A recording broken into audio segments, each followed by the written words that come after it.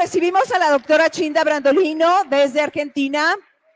Ella ha sido la fundadora de la Ola Celeste y la conocimos precisamente por su defensa ante el Senado de Argentina de la vida de los niños por nacer, explicando la tragedia de lo que es un aborto y lo que expone la vida de las madres. Así es que, mi querida Chinda, muchísimas gracias, de ti aprendemos todos. Lleva más tiempo luchando que todos nosotros. Bueno, creo que esta charla ya es muy tarde, que están todos cansados, que han escuchado. Bueno, yo, queridos mexicanos, saben que amo México, que es el país que más visito desde hace muchos años y siempre tengo presente una imagen que me marcó mucho. La primera vez que conocí México, que fue a Puebla, vi la imagen de la Virgen que utilizó Cortés, hermosa, una virgencita roja, que se llama la Virgen de la Conquista. Y me llamó terriblemente la atención porque en mi país la única virgen que tiene traje rojo es la Virgen de la Reconquista. Ustedes tienen la Virgen de la Conquista y nosotros la de la Reconquista. Con esa imagen, Santiago de Liniers, en 1808, expulsó a los ingleses que invadieron nuestro territorio. 2 veces, bajo la advocación de la Virgen de la Reconquista, nuestro país se libró de una forma increíblemente milagrosa de la invasión inglesa. Inglaterra encarna en este momento la cabeza del gobierno mundial. La corona británica es la autoridad suprema de todas las organizaciones que gobiernan el mundo. Esta es otra charla que daré en otras localidades donde estaré en esta gira, que se llama Gobierno Mundial, Organizaciones del Gobierno Mundial y Advenimiento del Anticristo. Pero el gran enemigo de esa potencia anglo-norteamericana que hoy tiene todo el poder, la suma del poder, los gobiernos nuestros son solo títeres, la oposición de ese gobierno anticristiano fue siempre España e Hispanoamérica. Por eso todas las armas apuntan a nuestro continente. Y nuestro continente tiene la obligación escatológica de enfrentar a este demonio y de recobrar para Cristo lo que es de Cristo. Y en esta conferencia que les voy a dar, esta charla, justamente solamente voy a abordar esta misión escatológica, esta misión de la mujer en el último tiempo. Estamos, queridos amigos, en el último tramo de la historia de la salvación. Como dice el Señor, el que tenga oídos para oír, que oiga, el que tenga ojos para ver, que vea. Me voy a sentar. Porque eso. Sí, gracias. Tenés razón, como siempre. Bueno, así que recuerden que los signos de los tiempos nos muestran que estamos en esta última parte de la historia de la salvación, en ya pisando el poder, el gobierno del anticristo. Ya el sistema del anticristo impera en el mundo, la apostasía es general, las apariciones de la Virgen en la Salet, en Lourdes, en Fátima, y todas las nuevas apariciones, pero sobre todo en la Salet y Fátima, nos han avisado todo esto. Y también en Michoacán, y particularmente en Argentina, en San Nicolás, ya hace muchos años, en 1981, la Virgen dijo: no puedo contener el brazo de mi hijo. Y todo esto que hoy han dado mis hermanas con estos testimonios enormes, dramáticos, nos muestran la principal causa de la ira del Señor, que es el asesinato del ser más parecido a Cristo, que es el niño inocente, absolutamente inocente, en las entrañas de su madre. Durante 2000 años se consideraron crímenes nefandos, es decir, mucho más que nefastos, el aborto y la homosexualidad.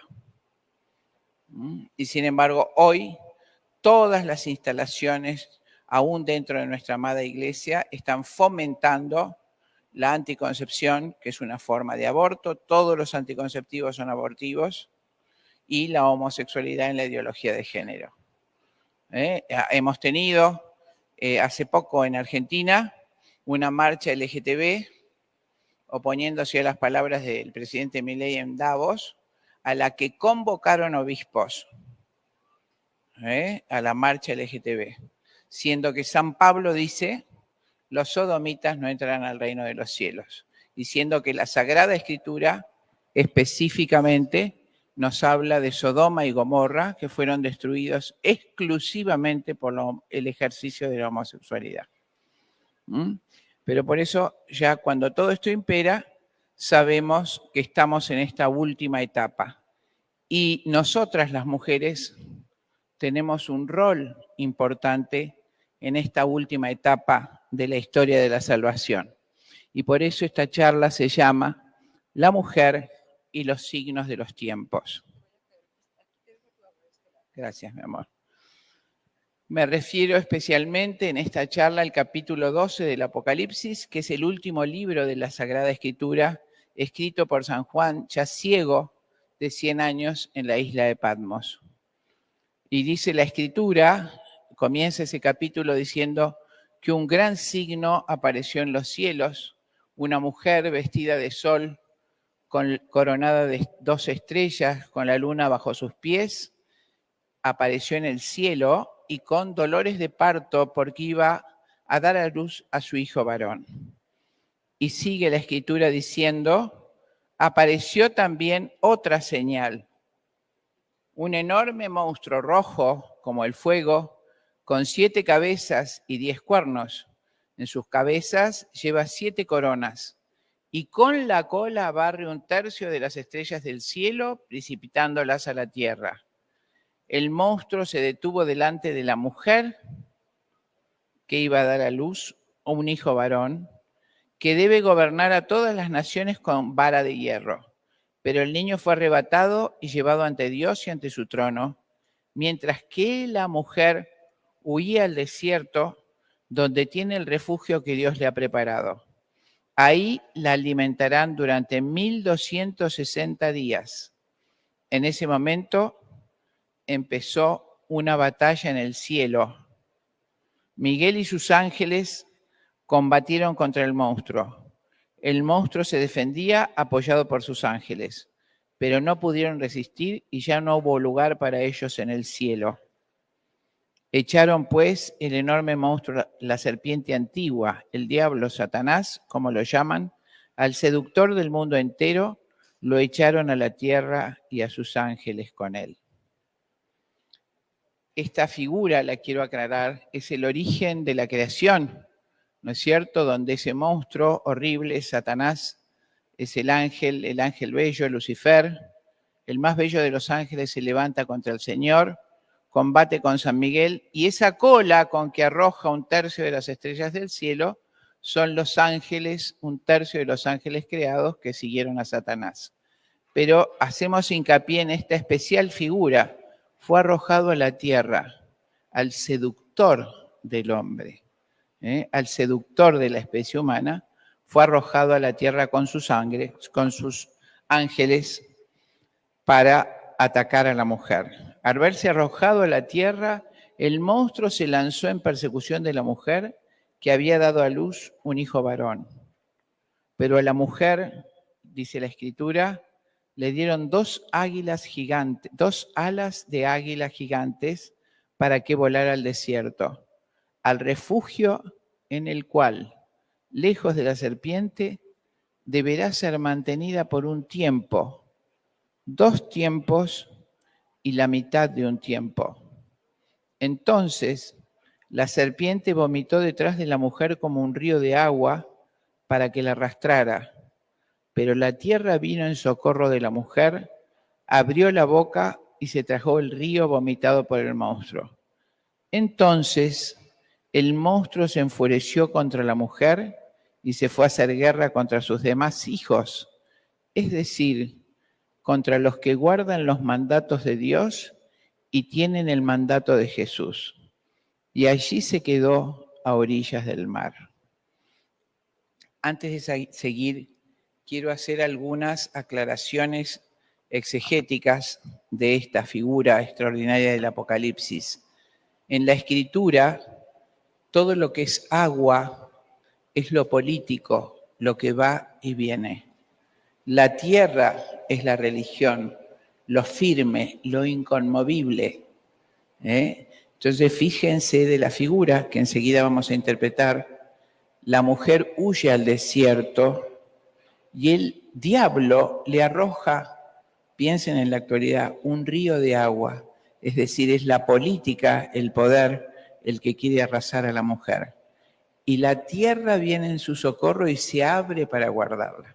La tierra es la fe, es la piedad, es la religión inamovible, la verdadera religión.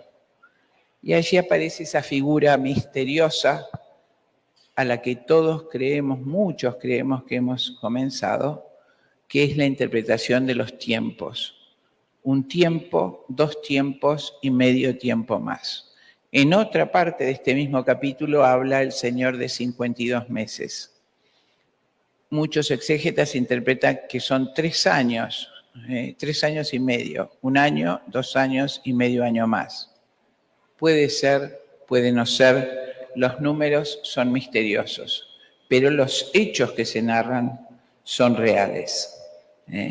Y fíjense, la mujer, por supuesto, del Apocalipsis se manifiesta en nuestro tránsito por la tierra en 3 advocaciones, que son las 3 advocaciones que representan esta figura del Apocalipsis.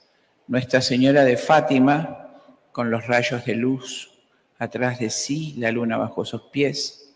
La Virgen de Guadalupe, en cuya tierra estamos, y la Virgen de Luján, que es la patrona de mi país, que aparece con todos los rayos de luz en su espalda, coronada y con la luna bajo sus pies. Y curiosamente, eso marca un triángulo: España, México, Argentina, el triángulo de la fe y de la protección mariana. Seguimos con esta conferencia. Esta batalla que describió recién San Juan ha comenzado en los cielos. La gran batalla por las almas de los hombres, pero se definirá aquí, en la tierra, que es el escenario de este último drama, donde fue arrojado Satanás para devorar a la mujer y a su hijo primogénito. Este es el último capítulo de la historia de la salvación. Los exégetas, durante 2000 años, han interpretado este pasaje terrible de la Escritura. Y la gran protagonista de este texto, la mujer, es sin duda alguna la Santísima Virgen, coronada de 2 estrellas, con la luna bajo sus pies, reina de la creación. La fe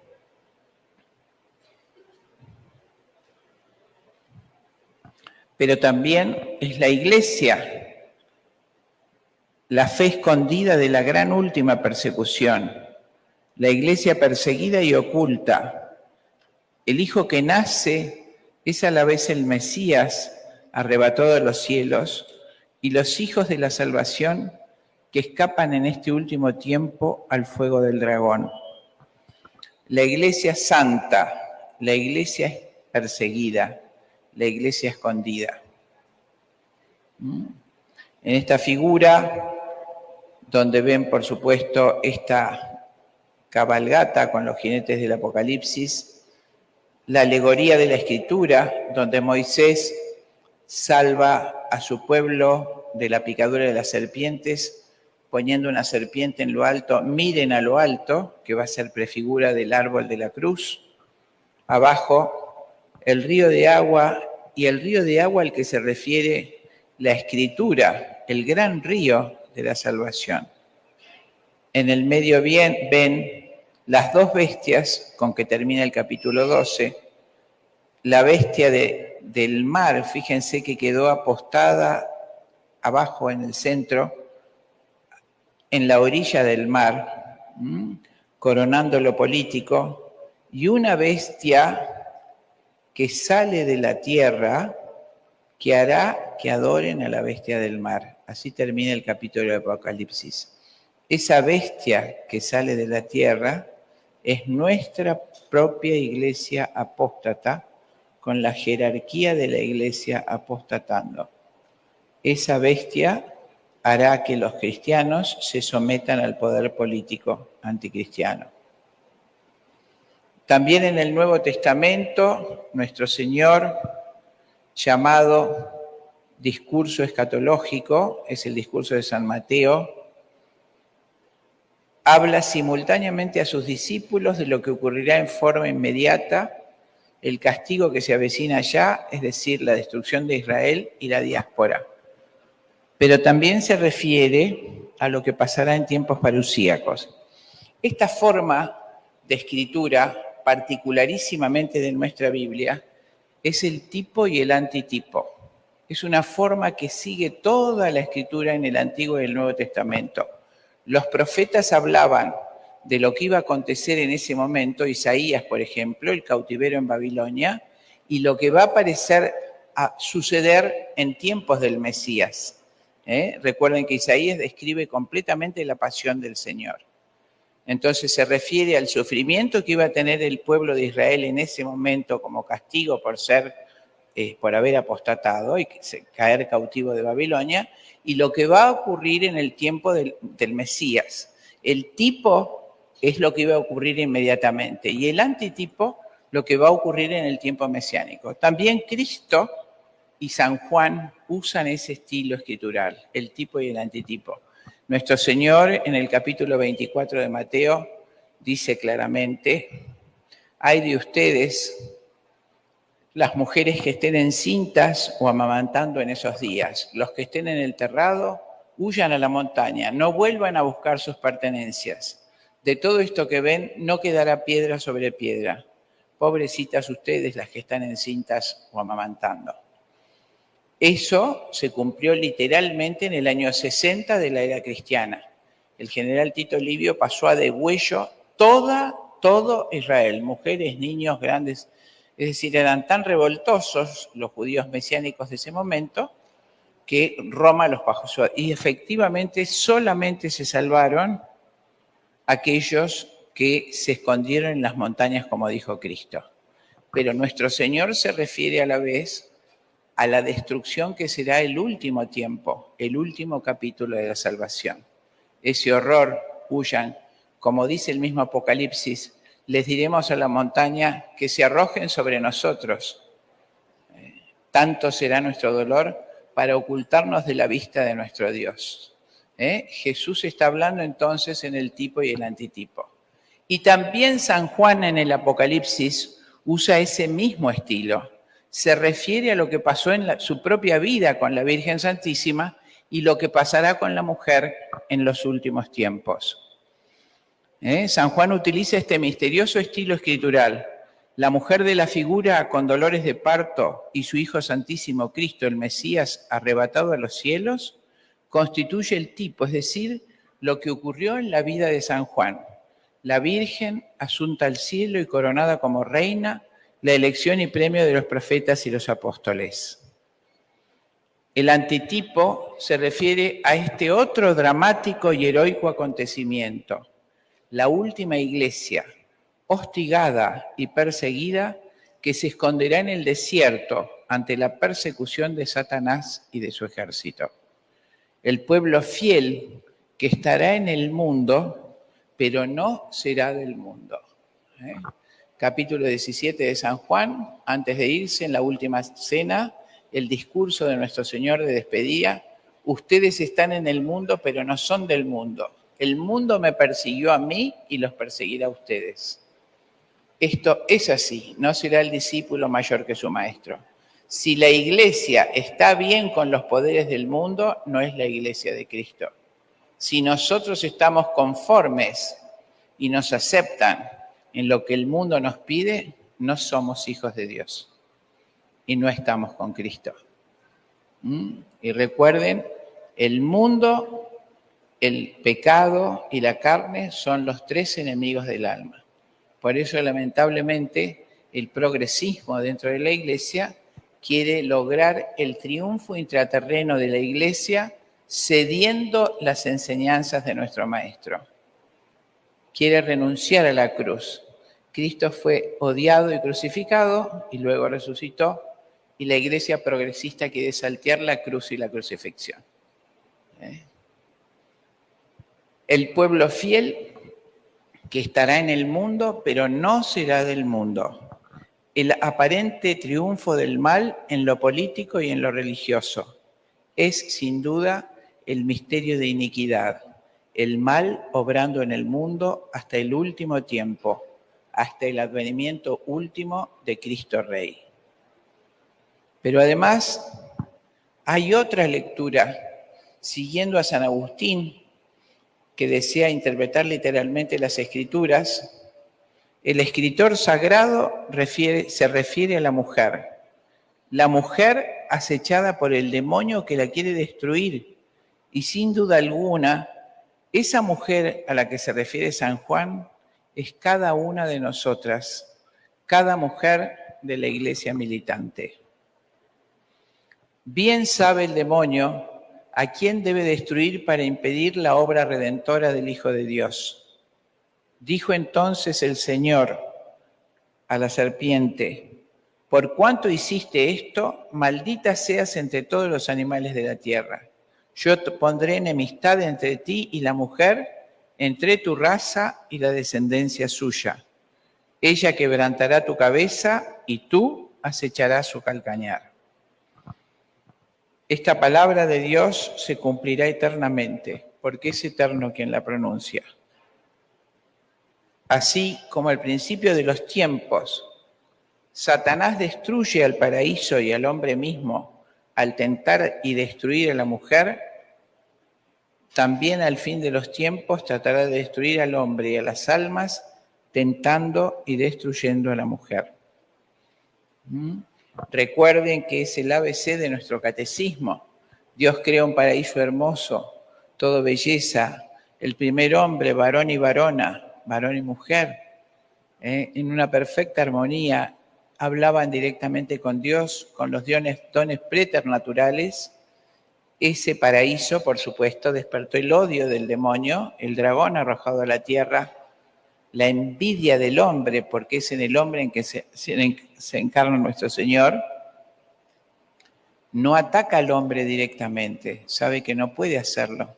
Entonces tienta a Eva, a la mujer, para que ella fuera el instrumento de la destrucción del hombre.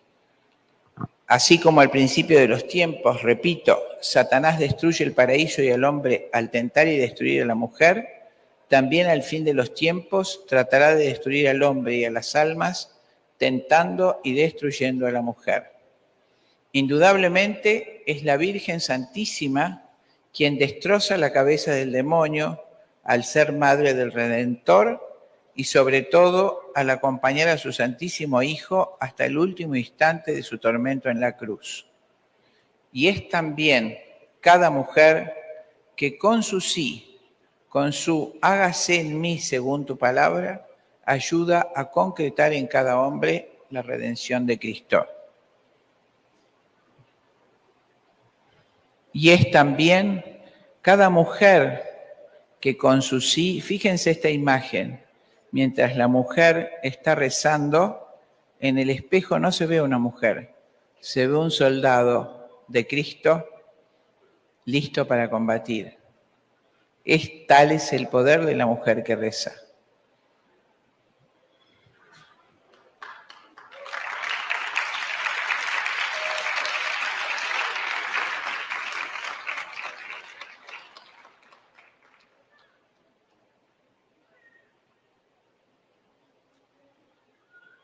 Parece que no estoy conectada a internet. Bueno, y es la mujer también, la madre, la que le enseña a los niños el primer Padre Nuestro en la cuna, la que sostiene al varón en la adversidad, la mujer que entrega a sus hijos y a sus hijas a la vida consagrada, a la vida del sacerdocio, a que consagrando su castidad sean los que perpetúan la presencia de Cristo en los sacramentos en nuestra tierra. Y es también la mujer consagrada quien ejerce con entrega ilimitada la maternidad espiritual de cientos de jóvenes, de enfermos, de ancianos, de niños o de toda la humanidad mediante su oblación en los conventos de clausura o en el campo de misión. ¿Qué males no habrán evitado las carmelitas con su oración constante y su desprendimiento del mundo? En verdad, podemos afirmar que la oración de las carmelitas descalzas mueve el corazón de Dios. Nuestro Señor mismo le dijo a Sor Faustina Kowalska que almas como la de ella, además de consolar su sacratísimo corazón del desamor de los pecadores, detienen con su intercesión la ira y justicia divinas en favor de tantas y tantas almas que deberían ir al infierno. Debemos decir claramente que siempre en la vida de toda mujer la realización plena de su oblación se concreta en el doble aspecto de esposa y madre, en sus dos posibles dimensiones, biológica o espiritual. No en vano, San Pablo, al referirse al matrimonio, lo llama el sacramento grande, figura de la unión de Cristo y su Iglesia.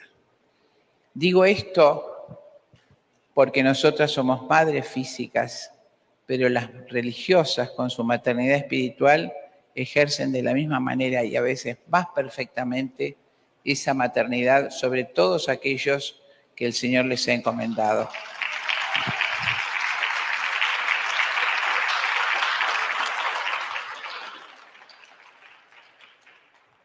Pero ahora volvamos al coprotagonista de esta historia dramática, al dragón, la bestia, Satanás, quien ha sido arrojado a la tierra por un breve tiempo más. Él sabe que es su última oportunidad y sabe también, como al inicio de los tiempos, que destruyendo a la mujer destruye la creación y, lo que es peor, la obra salvífica por la cual nuestro Señor derramó hasta la última gota de su sangre en la cruz.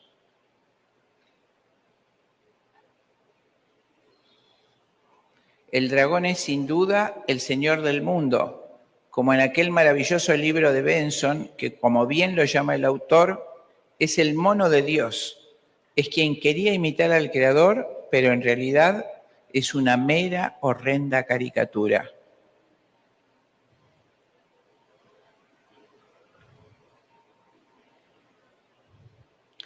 Por supuesto, el príncipe de este mundo ejerce su principado o reino en este ámbito intraterreno, es decir, que se consolida, como de hecho vemos que realmente acontece, por medio de un poder políticamente hegemónico, con sede en el hemisferio norte, omnipoderoso a través del dinero, omnipresente a través de la televisión y las redes. Con la tecnología a su servicio, controla naciones y familias. En verdad, es raro el hogar donde no exista la televisión con su poderosa transmisión de corrupción e indignidad. Y qué fácil resulta, mediante este artefacto, cumplir la más abominable acción, la que mereció de Cristo la terrible sentencia. Ay del que escandalizare a uno de estos pequeños que creen en mi nombre, más le valiera ponerse al cuello una piedra y arrojarse al mar. Imitando al gobierno universal de Cristo, que se realiza mediante su vicario, el Papa, el nuevo orden se ha concretado por medio de la famosa globalización. Bajo el amparo de democracias anónimas, el poder mundial paga campañas políticas, elige líderes, condena inocentes, convence a la mayoría de los hombres del abominable pensamiento único, políticamente correcto.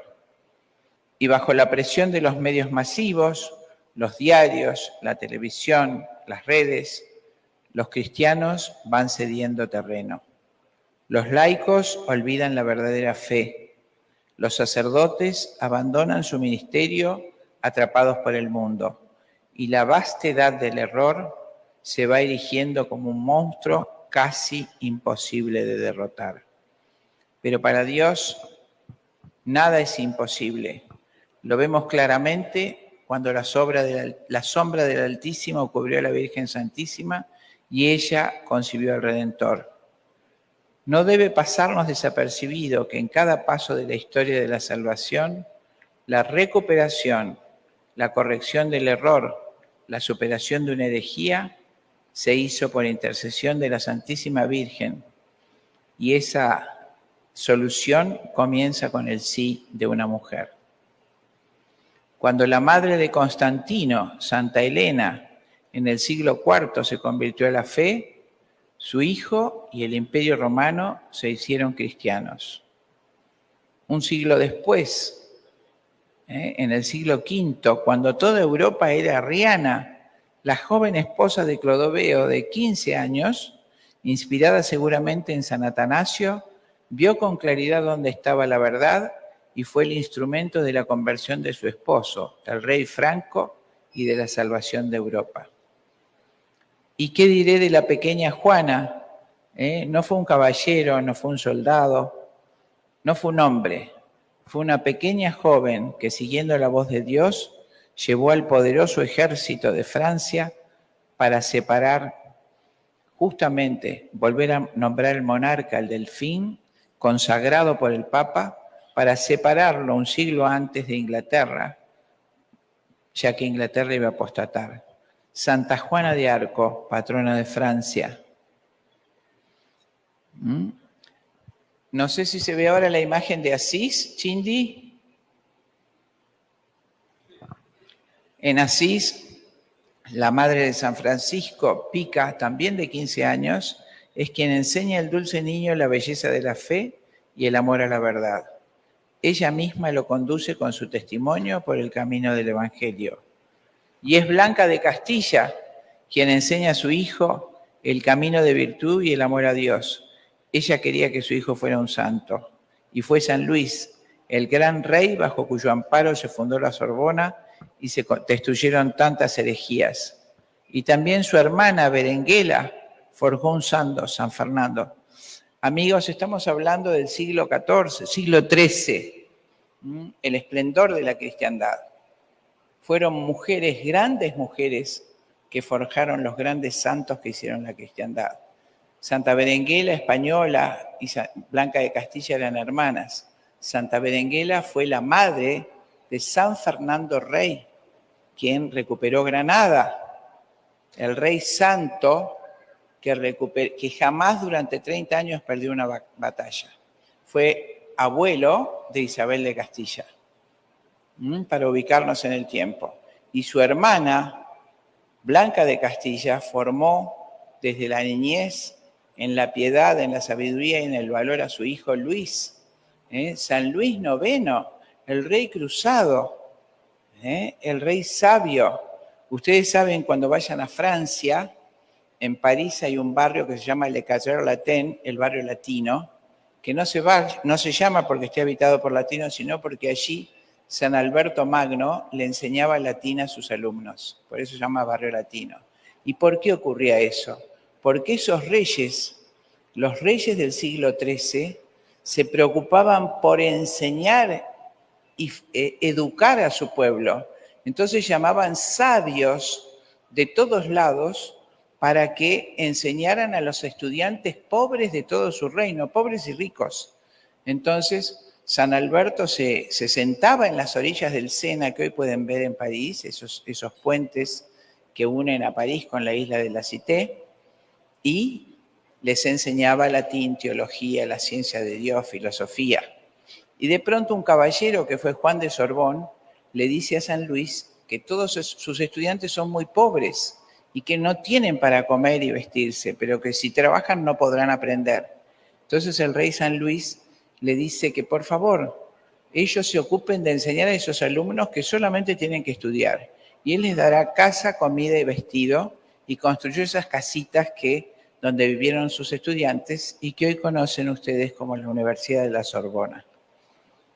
Todas las grandes universidades, Oxford, Chartres, París, Salamanca, todas las universidades de Europa, Colonia, fueron fundadas por los reyes santos del siglo XIII, siglo XII, siglo XIII, la Baja Edad Media.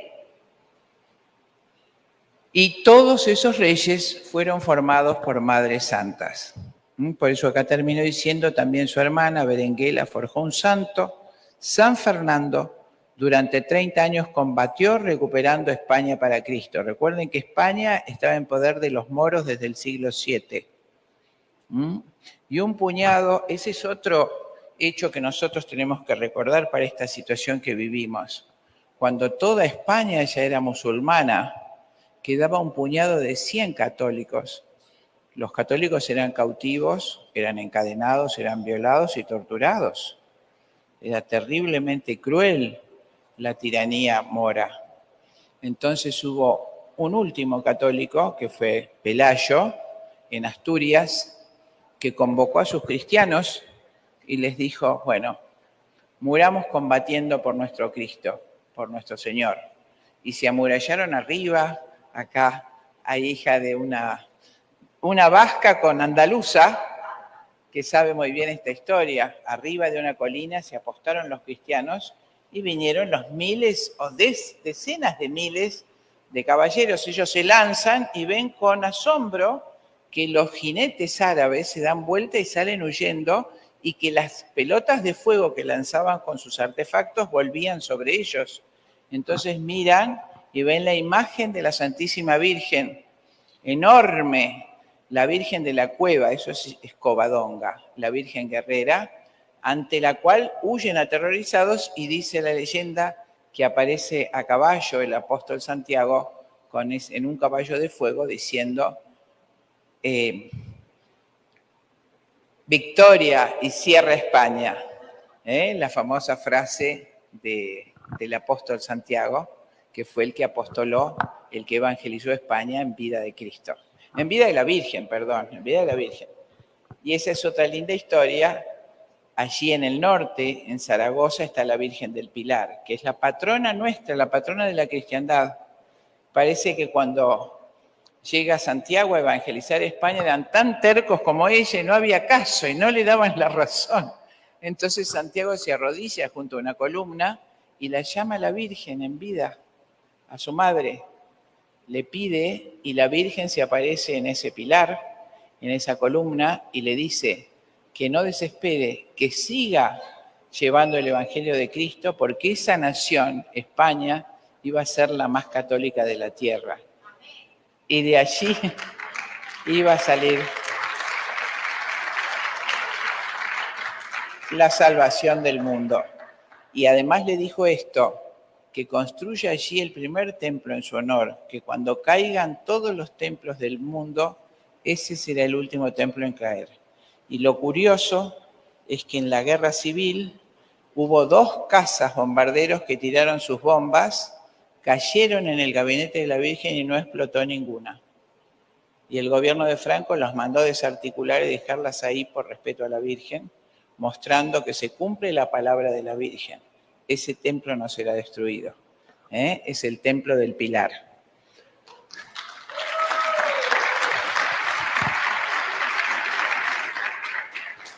Recuerden, detrás de cada gran santo seguramente hay una madre santa.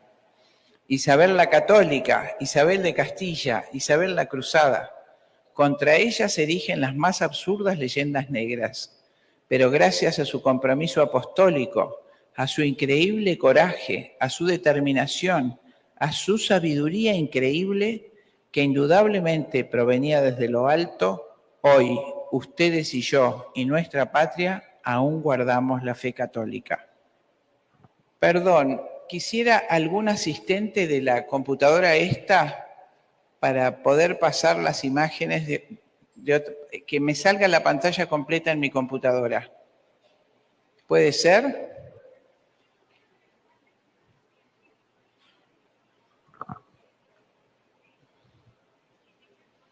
En mi computadora, para pasar de esto a imagen completa, ¿ves que está esto? No tiene que aparecer solo esto para que salgan las imágenes de a una. No se entiende, no importa. No se entiende, no hay copita acá, no tenemos técnico.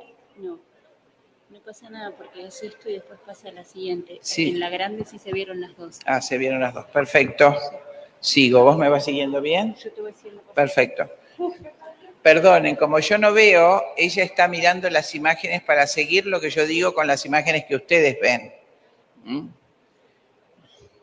Y finalmente, la madre de Karol Wojtyła fue quien hizo posible con su sí la existencia del Papa que desenmascaró al comunismo y al diabólico poder mundial, quien reafirmó el 2 veces milenario magisterio de la vida de nuestra iglesia militante frente a la globalización de la cultura de la muerte. Fue Juan Pablo II quien levantó su voz contra el aborto, contra la homosexualidad, contra la ideología de género. Recuerden de paso que el magisterio de la vida en nuestra doctrina está formado por 3 encíclicas o declaraciones pontificias. La primera es la que escribe Paulo VI, que se llama Humanae Vitae, donde dice que no es lícita la anticoncepción, salvo 2 circunstancias: el riesgo de vida de la madre y la pobreza extrema, y en ese caso solo usando métodos naturales. Esta es la doctrina de nuestra iglesia, y quien no cumple con esto se condena, pese a lo que el progresismo quiere instituir en el mundo. Esa es la primera encíclica del magisterio que le costó a Pablo VI la persecución de todo el mundo dentro de la misma iglesia. La segunda es la declaración pontificia Donum Vitae que hizo el cardenal Ratzinger cuando era prefecto para la doctrina de la fe en 1987, donde condena todas las formas de fertilización asistida, todas, que excluyan el acto sexual. El niño debe ser concebido por el acto sexual como lo dijo Dios en la creación. Hoy, como dijiste vos, Mayra, se creen católicos y todos van a hacer fertilización asistida, en un total desapego a la voluntad de Dios, quien da y quita la vida.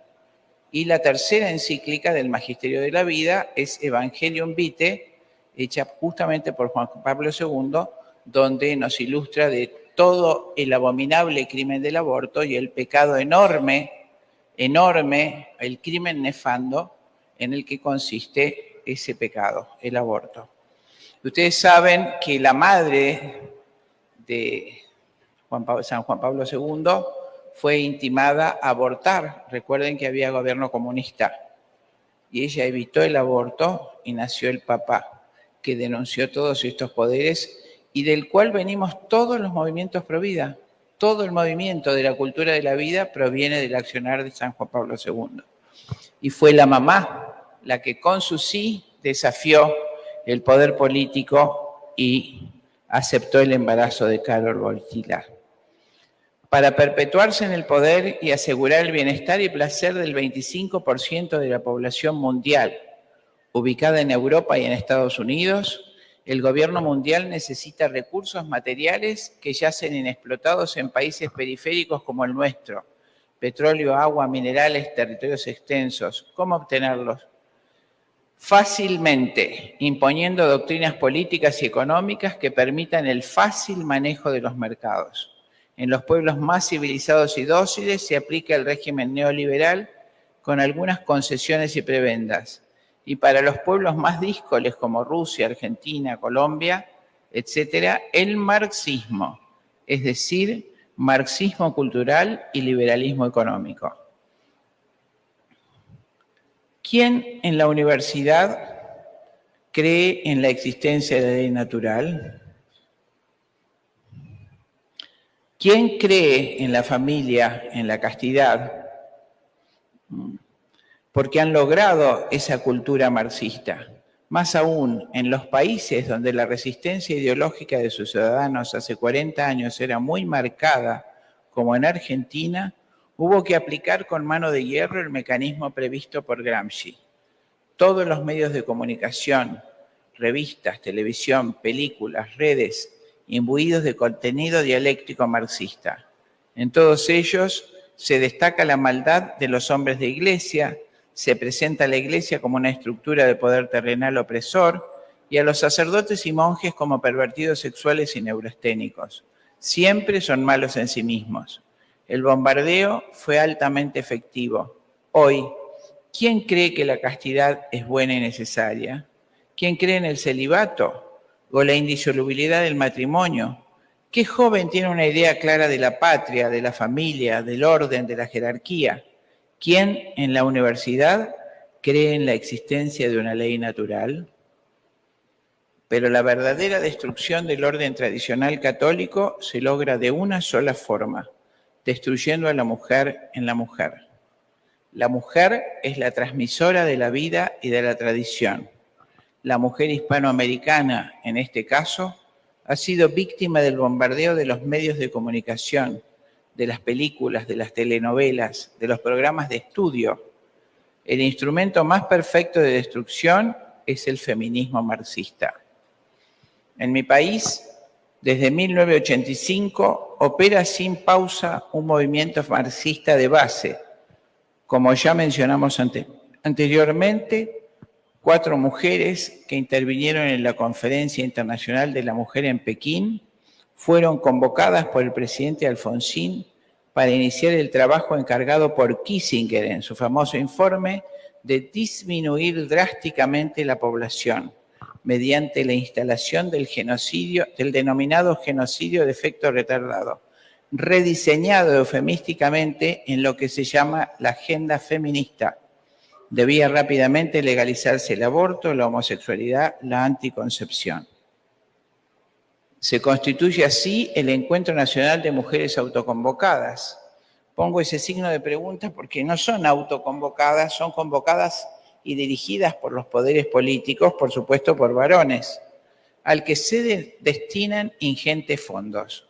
Su misión, instalar en las mujeres de las ciudades anfitrionas, a través de talleres horizontales y consensuados, de acuerdo a la más alta ortodoxa metodología marxista de base, la denominada ideología de género, a saber, el sexo no sería una realidad biológica y espiritual, sino una mera construcción cultural, y como tal podría modificarse a voluntad. Por lo mismo, no debe existir como ideal único el arquetipo varón-mujer, es decir, se pretende la unificación del sexo genético, físico y biológico. Por el contrario, el sexo debería elegirse, y en lo posible con la ayuda de los primeros grados escolares de un orientador sexual, por lo general homosexual. ¿Se acuerdan cuando vine a México hace como 5 años a hablarles de la educación sexual integral que no me creyeron los padres? Ahora la tienen en todos los colegios de todo México. Todos los chicos tienen orientadores homosexuales en todas las colegias del Estado y muchos colegios religiosos que tienen subsidios. Es obligatorio enseñar la ideología de género. En esta perspectiva, el aborto se transforma en un derecho humano fundamental para la mujer, la anticoncepción en una necesidad para que la mujer pueda promoverse cultural y laboralmente. Por supuesto, el padre de familia debe ser destruido, pues el patriarcado constituiría la estructura política opresora, ya que el feminismo marxista lleva la lucha de clases al lecho conyugal. ¿Entienden eso? El feminismo fue creado por Engels, no es ninguna creación femenina. Unos años antes lo crea el marqués de Condorcet en la Revolución Francesa. Y dicen hay que separar a la mujer del matrimonio y la crianza de los hijos para que integre las filas de la revolución. Años después Engels, en 1874, el creador del comunismo junto con Marx, escribe el libro La familia, la propiedad privada y el Estado. Y en ese libro dice que los 2 enemigos para imponer el comunismo a nivel mundial son la religión católica y la familia monogámica y patriarcal. Todos saben que la religión católica se transmite por la madre. Y por eso dice él, más adelante en el mismo libro, la lucha de clases empieza en la familia. Es la lucha de los sexos, donde el varón es el burgués opresor y la mujer es la proletaria oprimida que debe levantarse en revolución contra su marido. El creador del feminismo marxista es Engels, un varón, para que integre. La principal seguidora de este enfermo fue, por supuesto, Margaret Sanger, y la segunda, la francesa en los años 1950, Simone de Beauvoir, la mujer de Sartre, la amante de Sartre. En el libro El segundo sexo dice, por supuesto era comunista, marxista, y ellos pretenden imponer el comunismo a nivel mundial. Ese ser intermedio entre el macho y el castrado que llamamos femenino es una creación de la cultura y del sexo masculino para servirse de él.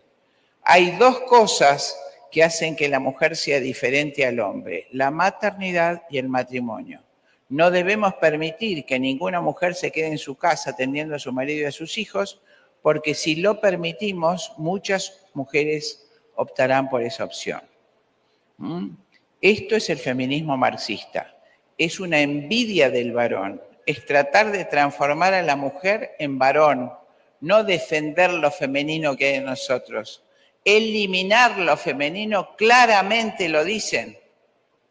Los dos enemigos para que la mujer sea igual al hombre son la maternidad y el matrimonio, las instituciones que deben ser destruidas. Entonces, cuando estas mujeres feministas se creen que defienden la mujer, no tienen la menor idea de la historia del feminismo. Ninguna de nosotras quiere ser un hombre, quiere ser una mujer con la dignidad altísima que Dios nos dio. Solo nosotras podemos engendrar hijos para nuestro Señor. Es el privilegio más alto de toda la creación de Dios. Y nosotros, a través de ese feminismo, rechazamos esa posibilidad. O matamos aquellas vidas que Dios nos dio el honor de cuidar, de dignificar y de devolverle como santos. Entonces recuerden, el feminismo marxista es la escalada última de Satanás para destruir la mujer en la mujer. Es la herramienta para que destruya en nosotros lo femenino, que es la creación de Dios. Y hoy me refería a Gramsci, es la última aclaración que les hago. Gramsci fue el creador del Partido Comunista Italiano en 1921. Cae preso en la cárcel de Mussolini y allí Mussolini le facilita libros y revistas para que escriba, y escribe los famosos cuadernos de la cárcel. Y fíjense y piensen en lo que estamos viviendo hoy. Dice así: la Iglesia ha conseguido con su prédica durante 2000 años que todo el mundo tenga un sentido común. Todos piensan igual, todos creen en los sacramentos, desde el niño pequeño de una escuela, una mujer analfabeta, un anciano, un doctor de la universidad, todos tienen el mismo sentido común. En cambio, nosotros, los comunistas, solo tenemos algunos seguidores en las universidades. El pueblo trabajador nos odia. Y si nosotros logramos cambiar las ideas y creencias, el sentido común de toda la población por las creencias que nosotros queremos infundirles y los convencemos de que siempre creyeron eso, y si para eso usamos los planes de estudio y los medios masivos de comunicación, la revolución armada no será necesaria, la revolución se hará sola. Cuando cae Italia en manos de los aliados, cuando está terminando la Segunda Guerra, se llevan, por supuesto, la familia y los cuadernos de Gramsci a Estados Unidos. Y esta idea de Gramsci, de Antonio Gramsci, se aplica a rajatabla en todos los institutos de enseñanza del continente hispanoamericano, y el ejecutor de esa unificación de criterios es la Universidad de Harvard y la Universidad de Johns Hopkins. A partir de allí salen todos los programas de estudio que todos sus países, el mío y toda Sudamérica, tiene obligación de acatar. Y el instrumento de presión para que los gobiernos acepten eso es la deuda externa. El mecanismo de deuda, que bien está descrito, no me puedo extender en eso, es el elemento que hace que los países aboquen todo el dinero recaudado en los impuestos al pago de intereses altísimos, totales, imposibles de pagar, y luego necesiten nuevos préstamos para abastecer los gastos internos de los países. Y los presidentes de todos los colores firman y conceden todas las cláusulas que se les piden para obtener ese dinero. Cualquiera de ustedes, como hice yo, puede leer las cláusulas de vuestros empréstitos y llegar a esa terrible verdad. Eso es un proceso gramsciano. Esto que nosotros estamos viviendo, que es el marxismo cultural, es lo que diseñó Antonio Gramsci. Es inventarnos creencias y decirnos, como cuando hablan de la diosa Maya, que siempre fue así, armando mentiras terribles que, por supuesto, inundan el campo cultural a través de los programas de las escuelas. Y, por supuesto, recuerden que el fin querido por el gobierno mundial es el marxismo.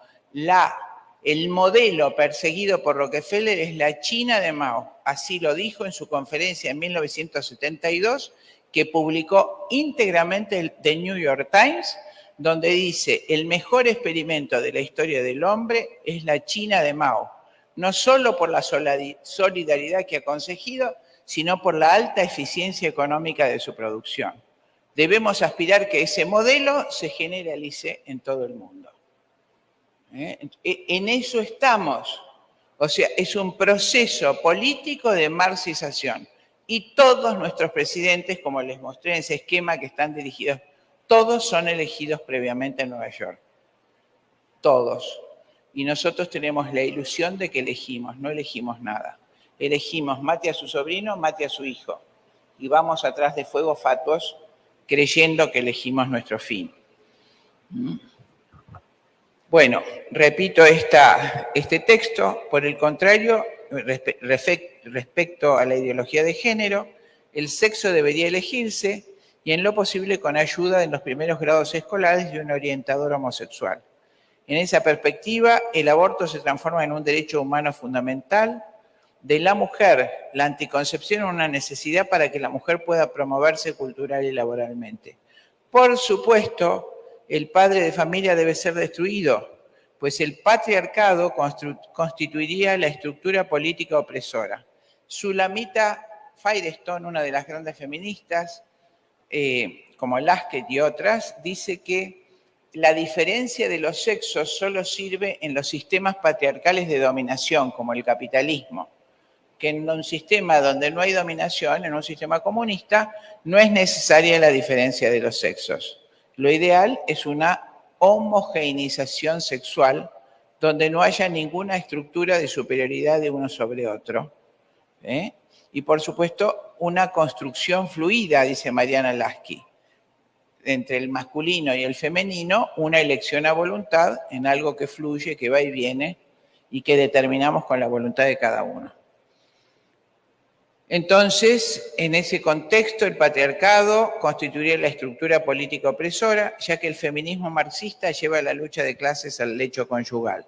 Y por sobre todo, al destruir la figura del padre de familia, inexorablemente se borra de las conciencias la noción de Dios Padre. Hay un fin expreso. Recuerden que el lenguaje es la herramienta del marxismo cultural, es la herramienta de la culturización en un sentido o en otro. Y no es casual que se ponga el patriarcado como enemigo. Patriarcas fueron los grandes patriarcas de nuestra fe y por supuesto el patriarca San José. Entonces es desiderata de Carlos Marx y de Engels que desaparezca la religión católica y que desaparezca la religión, el opio de los pueblos. Y mientras exista el patriarca o el padre de familia, no se puede borrar de la mente de los pueblos la idea de Dios Padre.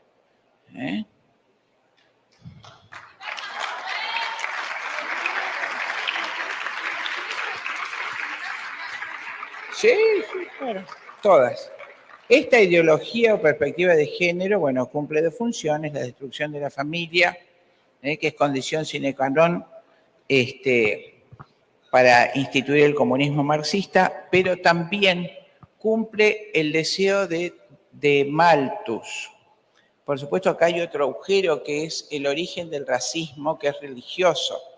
El racismo no es una postura política, el racismo es religioso. Esto se origina ya en los fariseos en la época de Cristo, que ellos se consideraban superiores por ser ricos y poderosos, no como ese publicano horrible que está allá. Gracias, Señor, que soy rico y poderoso y que doy el diezmo de la hierbabuena y pago mis impuestos. Ese ya está condenado. Dice, ¿por qué curás a ese ciego que es pecador, él y sus padres, por eso es ciego? ¿Y Cristo qué le dice? No es pecador ni él ni sus padres, es ciego para la gloria de Dios. Esa guerra, luchando contra esa predestinación farisea, lleva a Cristo a la muerte, ¿verdad? Bueno, en el siglo XVI aparece el primer eslabón de la revolución anticristiana, que fue el levantamiento de Lutero. Lutero se levanta contra la principal base de nuestra fe católica. Dice, no nos salvamos por las obras, nos salvamos porque estamos predestinados para salvarnos. Por eso su lema era, cree fuerte y peca fuerte. Hagas lo que hagas, si estás predestinado a condenarte, te vas a condenar, y si estás predestinado a salvarte, te vas a salvar. Por eso su lema era, cree fuerte y peca fuerte. Imagínate, todo el hemisferio norte lo adopta inmediatamente, porque entonces no tengo que hacer caridad, no tengo que hacer el bien, el pobre que se joda. Nosotros somos ricos. Y años después, muy pocos años, aparece Calvino levantando la bandera de Lutero y dice en su autobiografía, el signo de la predestinación divina es la riqueza y el poder. Nosotros somos ricos y poderosos, somos la raza elegida, somos el Israel de Dios. Esta es la primera declaración de racismo. Inmediatamente muere Enrique VIII y se hace calvinista Inglaterra. Inglaterra extermina a España, es decir, desgraciadamente España pierde la guerra, la Armada Invencible, y Inglaterra calvinista se hace dueña de los mares. Y ahí empieza esta revolución anticristiana con la reaparición de la esclavitud. Como ellos creen que los negros, los salvajes, los pobres no tienen alma, empiezan la cacería de los individuos de raza negra como animales. Durante 500 años, Inglaterra hizo su fortuna con la mano de obra gratuita de la raza negra. Este sentimiento de raza superior va a alimentar todo el Reino Unido durante siglos, y de ese sentimiento nace un movimiento eugenésico que va a encabezar nada menos que Thomas Malthus. Malthus dice que si la gente sigue teniendo hijos, era un economista inglés, pastor luterano, dice que si la gente seguía teniendo hijos iba a haber una catástrofe malthusiana, mucha población, y que la comida no iba a alcanzar para todos. Entonces aconsejaba a los pobres y a los exponentes de razas inferiores a abstenerse de tener hijos para no ser un lastre para los sectores superiores de la sociedad. Esto es malthusiano, esto es la política malthusiana, que los pobres y las razas inferiores no tienen que tener hijos. Unos años después, el gran admirador de Malthus, que fue Carlos Darwin, enarbola la hipótesis de la evolución, que no es de él, es de Lamarck, él la plagia, pero por primera vez, claro, no es de él ordena las razas en razas inferiores y superiores. Eso no existe. Nuestro Señor no hizo superiores e inferiores. Hay pescados, hay aves, sí que el hombre es el rey de la creación, pero Él los ordena específicamente y habla por primera vez de razas inferiores, hablando claramente de que la raza superior es la raza aria y por supuesto de todos el inglés. Y lo dice textualmente así en el libro El origen de las especies. Entre todos los hombres debe haber una lucha abierta y no se debe impedir por medio de leyes o costumbres a los mejores tener el mayor número de hijos. En un futuro no muy lejano, las razas civilizadas exterminarán y reemplazarán a las razas salvajes del mundo entero. En el pensamiento de Darwin, los hispanos, los latinos, los negros, los indígenas, son razas inferiores que deben ser reemplazadas. Esto, cuando yo he ido a las conferencias internacionales, que son, como yo soy rubia, el embajador de Australia en una ocasión me dijo, pero doctora, esto se trata de aplicar políticas malthusianas, darwinistas, ¿por qué se opone al aborto? Abiertamente, no hay nada oculto, ni hay eufemismos. Y eso es lo que dice Kissinger en el informe. Y para eso se hizo en mi país el movimiento feminista, queridas amigas, para legalizar el aborto y promover la anticoncepción. Entonces, esta ideología de género tiene el segundo instrumento, el segundo objetivo, que es concretar una política malthusiana darwinista. Fíjense, no sé si alcanzan a ver las imágenes. Todas estas imágenes son de mi país. ¿Se ven, Chindi, las imágenes de las mujeres autoconvocadas? Sigo, bueno, por supuesto destruyen, quema, y la prueba de lo que les digo es que el ataque final, sábado y domingo, el domingo atacan la catedral o el templo más importante, porque el enemigo de ellas es Cristo, chicas. Están endemoniadas y puedo asegurarles, porque en uno de los encuentros más feroces en Córdoba, en el año 2007, fue un sacerdote de civil, con nosotros éramos 300 jóvenes conmigo, una sola o dos grandes, y 300 jóvenes adolescentes, eran hordas con el Partido Comunista, Socialista de los Trabajadores, Partido Obrero, con antorchas quemando. Y el sacerdote, por supuesto, se ponen en el pie de la catedral y empiezan a hacer asquerosidades, vestidos de Virgen María o de sacerdote, asquerosidades. Y entonces el sacerdote altísimo, con otro, estaban de civil, había llevado un bidón, una damascuana de agua bendita. Yo nunca había visto el exorcismo de León XIII en latín. Empezó a hacerlo Brenda y empezaron a dar vueltas las banderas y a irse. A los 20 minutos se fueron. Por eso les puedo asegurar que están posesas. Esas mujeres están en un grado de posesión voluntaria. No es el inocente que cayó en la posesión. Porque cuando fue el debate del Senado, mientras yo estaban hablando, estaban haciendo conjuras a Satanás, están filmados por los evangelistas, vestidas de verde, con bonetes de bruja, quemando una fogata y haciendo una conjura a Satanás. Es impresionante, realmente es impresionante. A ustedes les llegó, desgraciadamente, desde nuestro país, el movimiento verde, de los pañuelos verdes, fue creado en Argentina en 1985. Seguimos. Frente a esto, es decir, aquello que advirtió Cristo en San Mateo: cuando veáis la abominación de la desolación sentada allí donde no debe, sabed que la hora ha llegado. Ante esto, la pregunta que nos surge es, ¿qué hacer? En realidad, de frente a esta última gran batalla, una vez más, estoy terminando, la mujer, especialmente la mujer hispanoamericana, marcada por una herencia hispana profundamente cristiana, se ve convocada al mismo tiempo por dos señores, Cristo y el dragón. Muchas se enrolarán y se enrolaron en las filas del enemigo infernal, pero muchas otras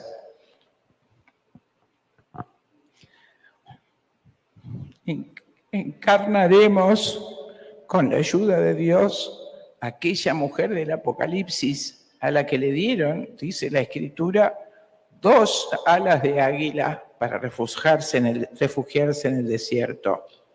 Entre las formas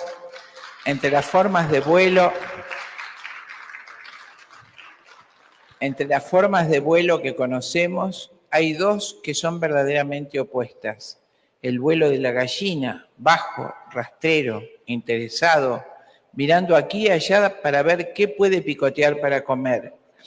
Y el otro, el vuelo del águila, inmenso, altísimo, altivo, destinado a ver y palpar la grandeza del universo y de su creador, a sobrevolar las altas cumbres y desde la altura mirar con desprecio e indulgencia la pequeñez de lo mezquino y pasajero.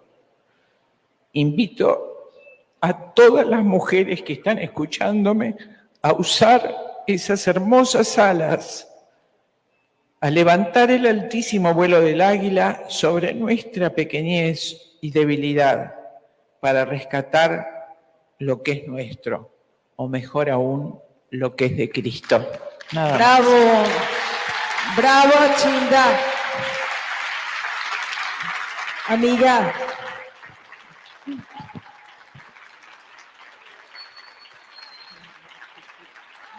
Dios te bendiga, Dios bendiga a tu nación, Dios bendiga a América, a México. Yo le doy gracias porque ella nos pone el ejemplo de lo que es ser una guerrera del reinado de Cristo, por la verdad. Ella lleva muchos más años que nosotros haciendo esta labor, esta defensa.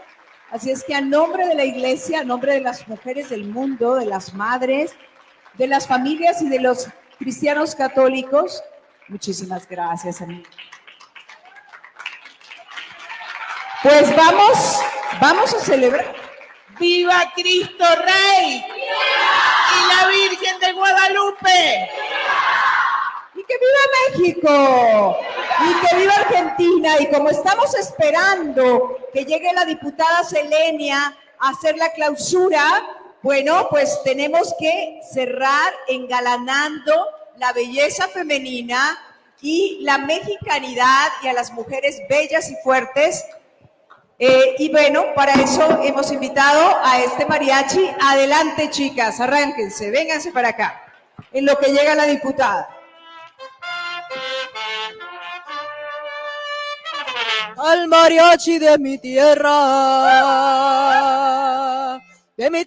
tapatía, vengo a darle mi cantar,